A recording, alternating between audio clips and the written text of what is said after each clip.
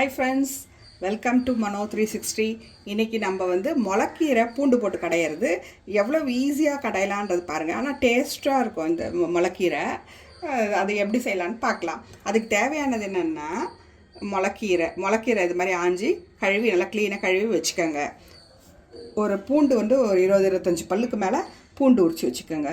ஒரு 5 பச்சை மிளகா வச்சுக்கோங்க. இதுதான் இதுக்கு தேவையானது. ரொம்ப சிம்பிள் தான் இல்லை? ஆமாங்க. ஆனால் நல்லாயிருக்கும்.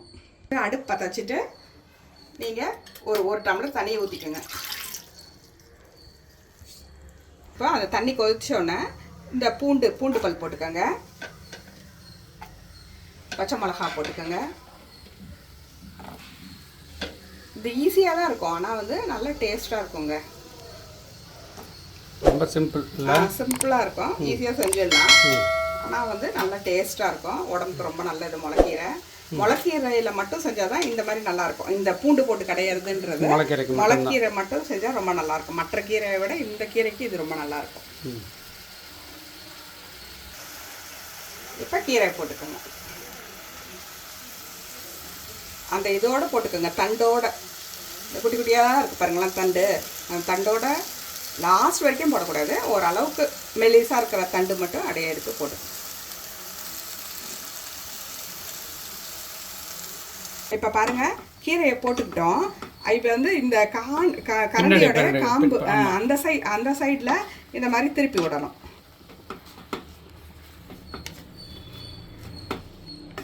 எல்லா கீரையும் வேகிற மாதிரி திருப்பி விடணும். ஒரு பிஞ்ச் ஆஃப் சுகர் அது போட்டுக்கோங்க அந்த வேகும்போது. வேகும்போது ஏன்னா கொஞ்சம் கலர் மாறாது. வெந்துடுச்சு. இந்த தண்ணி மட்டும் கொஞ்சம் எடுத்துட்டு நம்ம கீரை சட்டியில் போட்டு உப்பு போட்டு கடைஞ்சிக்கணுங்க. அப்புறம் தாளிச்சு கொட்டணும். தாளிச்சு கொட்டும்போது காட்டுறேன். தண்ணி வெளியே எடுத்துட்டேங்க.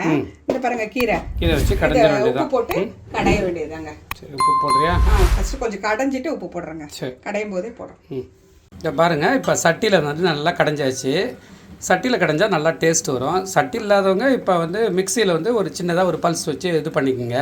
ஏன்னா சட்டியில் பண்ணும்போது அந்த சூடு இல்லாதனால அந்த கீரை டேஸ்ட்டு வந்து நல்லாயிருக்கும். வேறு ஒன்றும் இல்லை. அப்படி இல்லாதவங்க நீங்கள் மிக்சியில் பண்ணிக்கோங்க. இப்போ நல்லா கொஞ்சம் எண்ணெய் விட்டுக்கோங்க. தாளிச்சு கொட்ட போகிறோம். இப்போ எண்ணெய் விட்டுக்கோங்க. இப்போ வந்துங்க எண்ணெய் காஞ்ச உடனே கடுகு, உளுத்தம்பருப்பு, ஒரே ஒரு காஞ்ச மிளகா, கொஞ்சம் சீரகங்க, அதை அப்படியே தாளிச்சுக்கோங்க.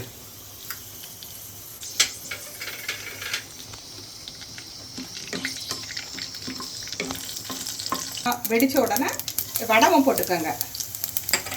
வடகம் ஒரு ஸ்பூனா, வடகம் இருந்தால் போட்டுக்கோங்க, இல்லைனாலும் பரவாயில்ல. வடகம் இருந்தால் நல்லாயிருக்கும்.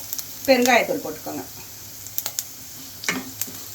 இது அப்படியே தாளித்து அந்த கீரையில் போட்டு கீரையில் ஒரு கடைஞ்சிக்கணுங்க. அது தண்ணி எடுத்து வச்சுருக்கோம் இல்லையா, அந்த தண்ணி கொஞ்சம் லைட்டாக ஊற்றிட்டு இந்த இதையும் போட்டு சும்மா ஒரு லைட்டாக ஒரு கடை அதில் கொட்டிக்கியா? ஆமாங்க. கொட்டி ஒரு லைட்டாக ஒரு கடை கடைஞ்சிக்கணும். அது போட்டவுடனே அப்படியே கடைஞ்சிக்குங்க. சூப்பராக இருக்குது பாருங்கள். கீரை எப்படி இருக்குது பாருங்கள், பார்க்கறதுக்கு நல்லாயிருக்கும். சுவையான முளக்கீரை கடையில் ரெடி. செஞ்சு பாருங்கள், சூப்பராக இருக்கும். ரொம்ப சிம்பிளாக இருக்கும். இந்த வீடியோ பிடிச்சிருந்துன்னா லைக் பண்ணுங்கள், ஷேர் பண்ணுங்கள், சப்ஸ்கிரைப் பண்ணுங்கள். பாய்.